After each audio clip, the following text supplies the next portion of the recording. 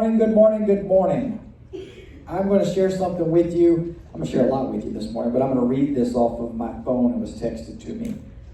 As we've been talking about loving God and loving people the last couple of weeks, somebody texted me this, that worship and prayer aligns us to love God with all of our heart and with all of our soul. Teaching and studying aligns us to love God with all of our mind.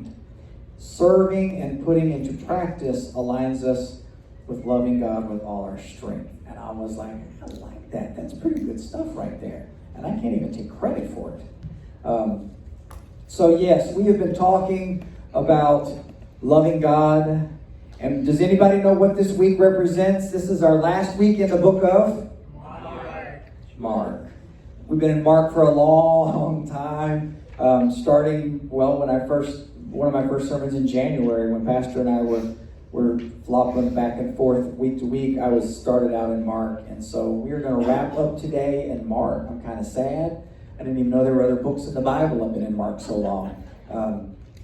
But just to recap where we've been, we talked about loving God with all our heart, and we looked at the alabaster box story and how she poured her heart out. And then we talked about Judas and how he forfeited his soul, and how we can forfeit ground, and we don't need to be doing that.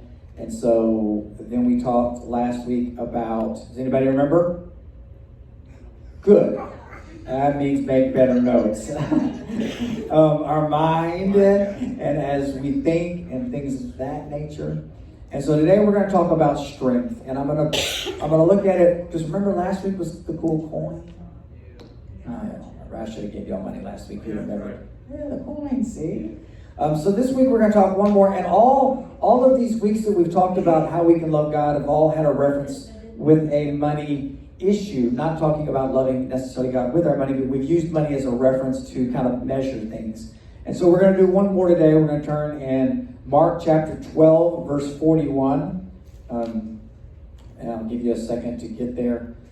I'm excited. This summer we're going to begin to talk about who and what we're going to look like, our DNA and some values, and we're going to lay that foundation leading up to Big Day. So I'm pretty excited about where we're going with all that. And if you're there, Mark chapter 12, verse 41 through 44, and it says, Jesus sat down opposite the place where the offerings were put and watched the crowd putting their money into the temple treasury. Many rich people threw in large amounts, but a poor widow came and put in 2 very small copper coins, worth only a few cents. Calling his disciples unto him, Jesus said, Truly I tell you, this poor widow has put more into the treasury than all the others. They all gave out of their wealth, but she, out of her poverty, put in everything, all she had to live on. Now, as we start this morning, I want you to think, as we took up offering this morning, could you imagine if as we took up offering that Jesus was standing there watching you? I mean, that would be something. You're going about, you're thinking, you know you got money in your pocket, and you're thinking, do I give the 20? Do I give the 100? I really want to go to lunch and buy that. And then Jesus is just kind of looking at you as you reach in your pocket, pull the 20 out, and you're like, oh no, I was going to give all, Lord, really. I was going to give it all. But here in this story, he's sitting and he's watching. Has anybody ever people watched? I like people watched. You know what I'm talking about?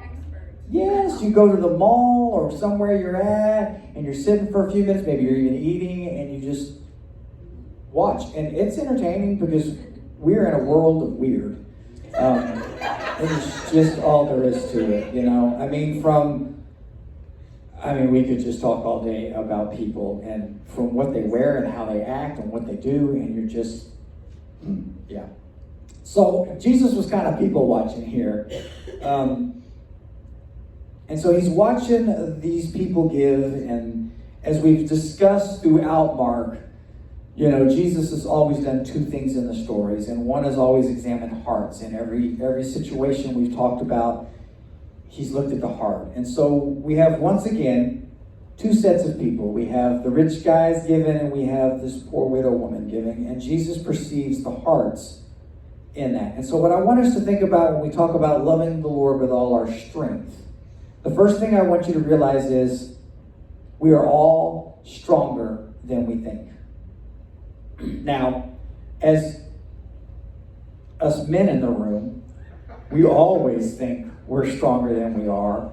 I can lift that up. I can move it. I can, whatever it is, if we're going to loosen in a bolt, I can do it.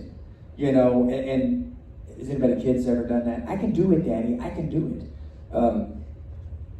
But as you get older, you kind of realize you're maybe not quite as strong as you think, but you can't let that out. You've got to then, you know, put on the good front.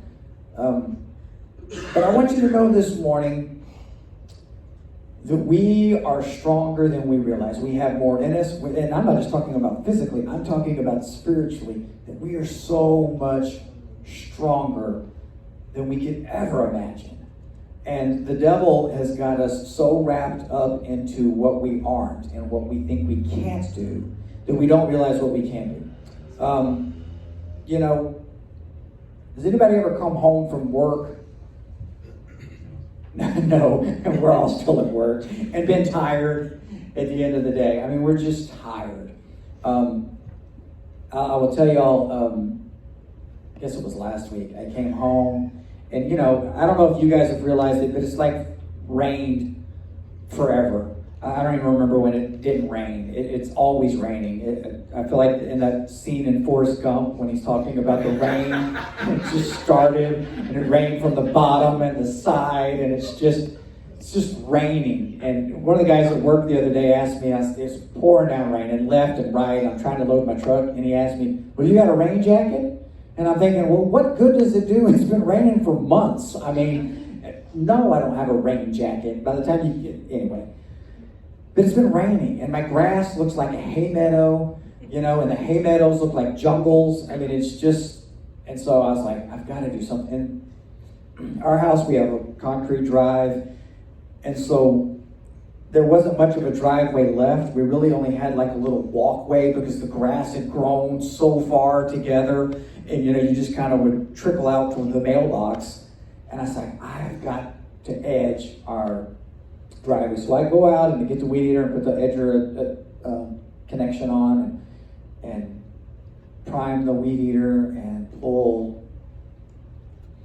And apparently I was not as strong as I thought because it would start. And I primed it again, and it's hot. And the 5 minutes that it's not raining, and I'm trying to get the weed eater started. And I guess the older you get, maybe it isn't, but I'm getting frustrated with the weed eater and it's not starting. And I feel, you know, salvation slipping because I'm like, good Lord, I need healing on this weed eater. And I'd already bought a new head, so I was like ready to use the weed eater. And I'm like, why is this thing not running? And I looked in the little bulb that some of you women may not know because you've not checked out a weed eater, but there's a bulb on there that you probably, I'm not going to assume all. So there's a little, and it had a hole in it. Exactly. Wah, wah, wah. So there's my problem.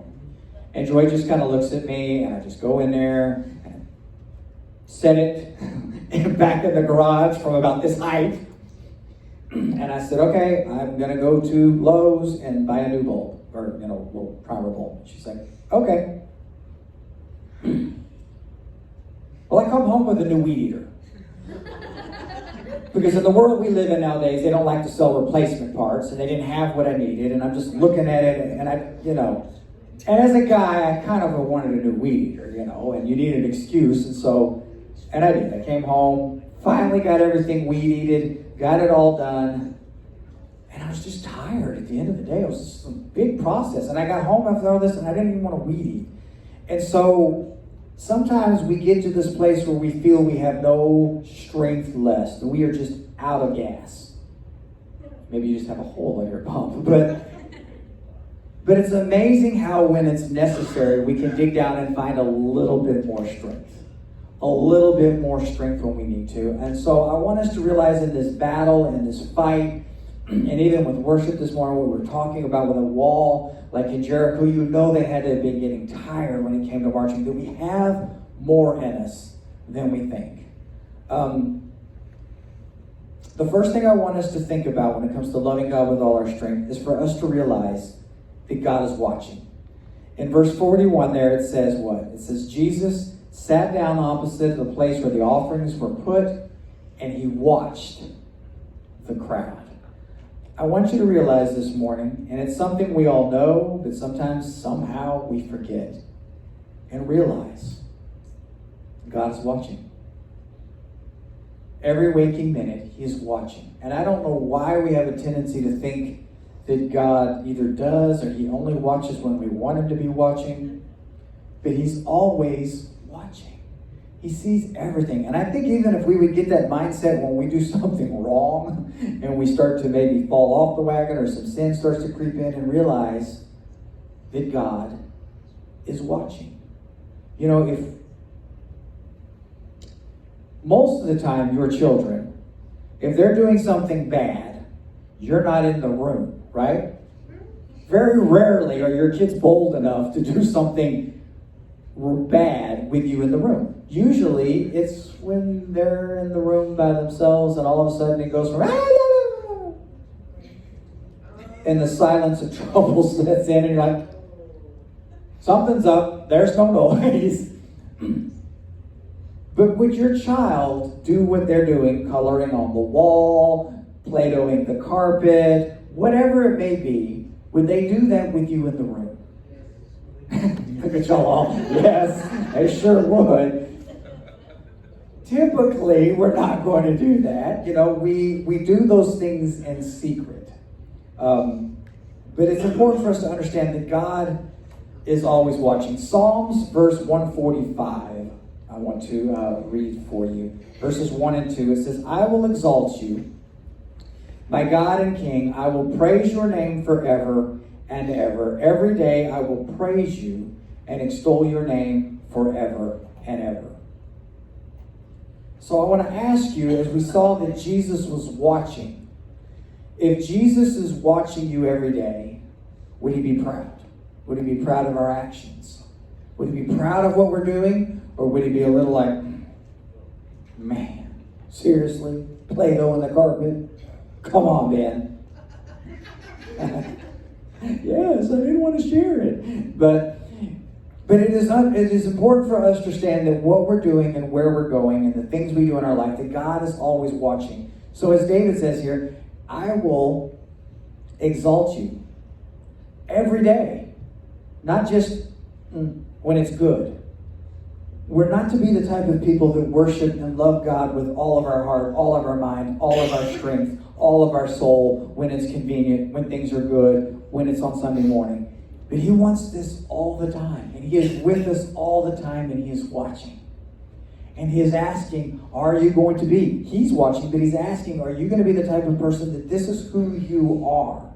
So it doesn't matter. We see this over and over in the Bible. We see it through Daniel, especially in the Old Testament. A lot of times, guys did not change who they were depending on their circumstances. When they were in captivity and they were told, no, you can't, they didn't go, oh, okay, well, we'll be Christians when it's okay, when it's allowed. I'll worship when it's allowed. I'll be godly when it's okay and it's convenient. No. God is saying, if this is who you are, it is who you are. Period. Psalms 145. I just read it. I'm sorry. What would happen if we decided that we're going to live our life like it's on display? What if we decided to say, you know what? I'm going to live my life like everybody's watching. Because everybody is. But how different would we act if we knew that everybody is watching? That everybody, from God to our neighbors and our coworkers, and they are watching. And when bad things happen, they're watching. And they're seeing for an example of somebody to have a different answer than what the world says. What if God has you in the place you're at in your life and everything that's going on, whether it's bad and walls and all of this stuff that you're going through, and God has done it for one reason and one reason only?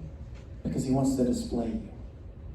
And he wants to say, watch what I can do through this person. Watch this person and see. Because just as we see with Job, what does he say? I would love for God to be able to say, have you seen my Job over here? You can put him through anything and he's not going to lose who he is. But so many people in church are great and they love God and they worship God until a pandemic comes. And then, well, it's not convenient, it doesn't work good. And all of a sudden, they're not worshiping with all their strength because it's not convenient anymore. It's hard. It's hard work. So I'm going to just wait till it gets easy again. Psalms 121, 1 through 8 says, I lift my eyes to the mountains. Where does my help come from? My help comes from the Lord, the maker in heaven and earth. He will not let your foot slip.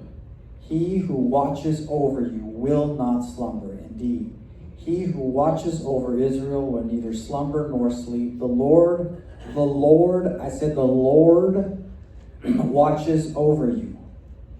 The Lord is your shade at your right hand. The sun will not harm you by day, nor the moon by night. The Lord will keep you from all harm. You don't have to do it on your own because the Lord will keep you from all harm. He will watch over your life, and the Lord will watch over your coming and your going, both now and forevermore. Amen. I mean, that is a promise that we can shout and holler about. Amen. I mean, it is nothing about us but standing, because the Lord is going to do it. All we got to do is we sung this morning, shout his praise, declare the victory. But it looks like we've lost. So we're going to win. I mean, we have seen it time and time again. We've seen when the devil tries to do things in the Bible, I'm going to throw you in a lion's den. Okay, cool. Great. Sounds great, because nothing can destroy when we are worshiping. God has his hand on us with all of our strength. All right. Back to the mark. Strength versus weakness. So I want us to look at, when we read the story, we have a poor widow woman with 2 copper coins, and we have rich men with a few more copper coins. And so our natural mind in this is we perceive her as weakness because of what she did not have. She only had a little. The interesting thing about this is when we get to this story in Mark, we've already had a few other examples of where this is just not truth. And once again, we perceive things with our own eyes. She was perceived weak because she only had 2 copper coins. But let's look at that scripture one more time. I want to read. It says that, truly I tell you that this poor widow woman has put more in than the others. 2 coins. She put in more than everybody else. And we know, because part of this is not about money, and it never is about God, because God doesn't need our money, because he has everything. What he does need is our heart. And so he perceives through these people as he's watching the 2 sets that are giving money, and he sees the woman with the 2, but he perceives past her 2 coins, and he sees the intent of her heart, that her heart was to give all. And as much as these rich men could drop these chunks of money that meant nothing to them because they had so much, here stands a woman that gave all, and they weren't giving all. We see this with the rich young ruler also when he asked Jesus, and Jesus says, sell it all. Give it all. Give it all up. And the guy was sad because, you see, here's a woman that we would think, well, it was only 2 copper coins, it was no big deal to her. But if it was a lot of money, it would be. When you don't have nothing and you only have 2 copper coins, it's just as important as a man dropping a big chunk of money. And that's where we get confused sometimes with even money, that we don't understand that was all she had. It says she put everything. So I want to ask you this morning, have you put all in? We already took up the offering. I guess we should have waited and asked that after. But hopefully you guys understand we are not talking about money. I'm not saying don't give all. If the Lord's laying on you to give all your money, I'll get the bucket back out. Please, don't be disobedient. But this is not about money, it's about heart. She was willing to give all. And the fact that she would give all that she had, if she'd have had $1 million, she'd have gave $1 million, because her heart was after God. Just like the story of Mary and the alabaster box, it did not matter the value. She didn't care. She only cared about Jesus. And this woman knew that she was going to give all she had because she loved God and she wanted to be obedient. And so loving God is an act. So whether it's money, whether it's our time, whether it's personal things in our own life, God is dealing with all of us. And He has been over the last couple of weeks about, do you really love Him and how much? It's the measuring stick. We started out talking about, we're just measuring. That's all we're doing. And some of us, our measuring is going to be a little higher, and some of us is a little bit lower. And that's okay, because we can take that information and go, man, you know what?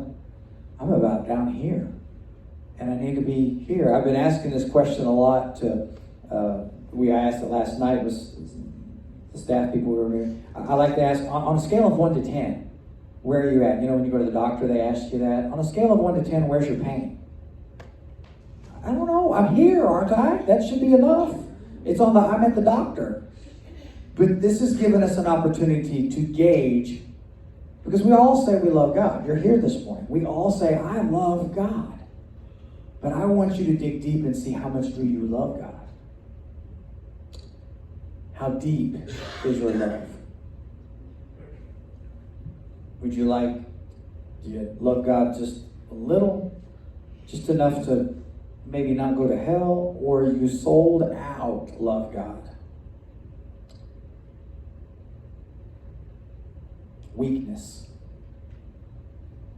2 Corinthians chapter 12, 7 through 9 says, or because of this, I'm skipping to therefore. Therefore, in order to keep me from becoming conceited, I was given a thorn in my flesh, a messenger of Satan to torment me. 3 times I have pleaded with the Lord to take it away from me. But He said unto me, my grace is sufficient for you, for my power is made perfect in weakness.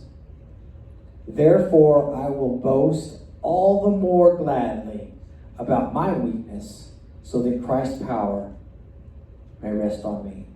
So this morning I want you to think about the fact of loving God with all your strength. But as we read there in Paul, what if our weakness is really our strength? So I want to ask you this morning, are you loving the Lord with your weakness? You see, nobody wants to declare when they're weak. We want to hide where we're weak, where we're not strong. We don't want anybody to know those things. This is my weakness. And so we want to hide those things. But as we studied here recently, God can't change something if we don't expose it. He can't heal something and fix it if we won't confess it and show it. And so what I want you to realize this morning is that if we will look at our weakness and go, okay, Lord, this is where I am weak, and I'm going to love God with all of it. I'm going to lay this on the altar, and I'm giving it to you, and I am going to worship you in my weakness. Because when we realize where we are weak, as Paul said, it says that for my power is made perfect in weakness. I mean, think about that. We live in a society that teaches weakness is not a good thing. But here, Jesus is saying, your weakness is where I become strong in your life. You see, where you become, I can't do this anymore, Lord.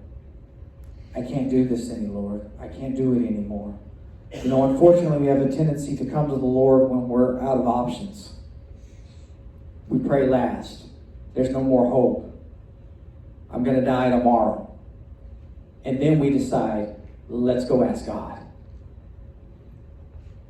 But what if we took the mindset of identifying our weakness and saying, I'm going to love you, Lord, in this. I'm weak in this area, I'm scared in this area, whatever our weakness is, whatever that wall is, I'm going to worship you in it, and I'm going to put it in the offering box, and I'm just giving it to you. Verse 44 said in Mark chapter 12, it says that, I'll read the whole part again. Truly I tell you, this poor widow has put more into the treasury box than the others. They gave out of their wealth, they gave out of their strength, but she gave out of her poverty. She gave out of what appears to be weakness.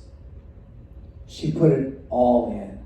She put in everything, all that she had to live on. You see, I want you to understand that strength is defined by our sacrifice. Not in our strength, not in how much we have to give, in the sense of it was easy for the rich guys to drop the big stuff in there and give. But Jesus sees that it's not about the strength, it was about her weakness, that she had nothing left to give, and that is what she gives. And that's what the Lord wants from us. He wants us to sacrifice. He wants us to be willing to give. Lord, whatever you have, whatever you want, what do you need in my life? Do you need my voice? Do you need my words? Do you need my actions? Do you need my finances?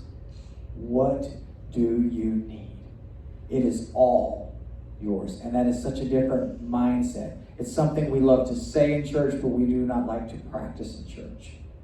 You see, because once we understand, in order for us to live on, we have to give everything. Because it's interesting, the last statement that he says there is, putting in everything. All she had to live on.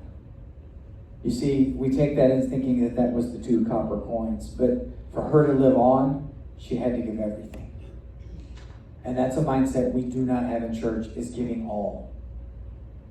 Giving all. Because naturally, if I said, give all, what do? You go, but then how will I? If I give time, well, how am I going to get time back? If I give this, if I sacrifice this time here, what am I going to do here? If I go do this, we naturally start to do the math. If the Lord lays it on your heart to give finances for something, we automatically do what? We look at the balance and go, well, I don't know. How are we gonna? What if it's a how's he gonna, not how we gonna? Trust. Do you have to have the answer to trust somebody? Because too often with God, we want to see the answer before we exercise our trust. We want to know how God's going to do it. How's he going to do it? How's it going to happen? The woman that came up and dropped her 2 coins in didn't. She wasn't concerned with what she was going to eat tomorrow, how God was going to do it. Matter of fact, the story doesn't even tell us what happened the next day. But I do know that God said that she gave all. And what she did was better than what they did. And I got a funny feeling that God's pretty good about taking care of those that put all in. There's a long track record of it. And the thing about it is we have the track record to look at. She didn't have a great track record to look at. And the amazing thing about it is once again, here we sit today, and we are talking about a woman that gave 2 copper coins. So I ask you again, what if we lived our life like Jesus was watching us put in the offering? What if we lived our life like God was watching us at work? What if before we spoke, we took a minute to say, do I love God in all that I'm doing? He's watching. How would he respond to this? If you're old enough from the days where we had the little wristbands that said, what would Jesus do? What would Jesus do? What would he do? I want you to understand this morning that you are stronger than you think. That if we will love him with all our mind, and we'll not love him with all our heart, before you know it, loving him with all our strength is not that hard. When the heart and the mind start to get lined up, and the soul, and those 3 start to commit to loving God with all their heart, it's amazing how things in our lives start to change. The mindset starts to change. The giving is not that big of a deal when we realize this stuff is not ours and God can give us more or take less, that it's not about how we do it. It's about how He does it. Just like the one we read in Psalms just a minute ago, that He is watching. He is watching. He's the one. If I've given Him my life, and I've said it over and over again, that one of the greatest examples is if you've ever been on a mission trip and you've been outside the country, is go by the United States Embassy. When we went to Honduras, the United States Embassy was the nicest place in that country. And that's because they don't go by the rules in Honduras and they're not bound by the money in Honduras. They come from a different place. And if we would get the same mindset that we may be dropped in a country, in a world that's crazy, but our King has ultimate. He has anything we need. And it's just about us bowing and being obedient. So just bow your head and close your eyes for a minute. And I just want you to take a minute and reflect and measure. As we have talked about over the last couple of weeks, what are we loving God with? Are we loving Him with all our mind, our thoughts and actions, what we think about? Are we loving Him with all our heart? Do we want to please Him? Are we forfeiting? Are we loving Him with all of our soul? And today, are we loving Him not just with our strength, where we're strong and it's easy to love Him, but I ask you this morning, are you willing to love God where your weakness is? So will you ask yourself this morning and just say, Lord, I am weak in this area. I am maybe weak in the area of faith. Maybe I am weak, Lord, in the area of trust. Where is your weakness this morning? Because I promise you this morning, the Lord is saying, that's what I want. Has fear got a hold of you? The Lord is saying, that is what I want. Put that on the altar, drop that in the bucket, and just worship. Show Him how much you love Him. So, Father, this morning, I believe with all my heart that we want to love you with all our heart. And we want to love you with all our mind. And we want to love you with all that we are. So I just pray that your Spirit would convict where we need to be convicted. And lead us where we need to be led. Show us what we need to do. Allow us to expose our weakness. Because only in exposing our weakness can we be made strong through you.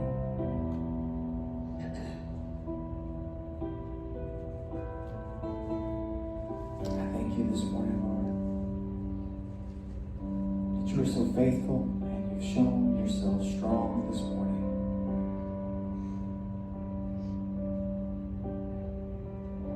So I pray as we leave, that we would be reminded you are watching and that we would live a life that is on display. In Jesus' name, amen. Well, you guys are dismissed. Go out there and show the love of God, love people, love God. Next week, bring a visitor, an enemy, a neighbor, a relative, a goat, a sheep, a chicken. No, don't bring no animals. Don't bring no animals. But just go out there and remember that people are watching. Love God, love people. No more Mark next week. Look at you being all excited. You guys are dismissed.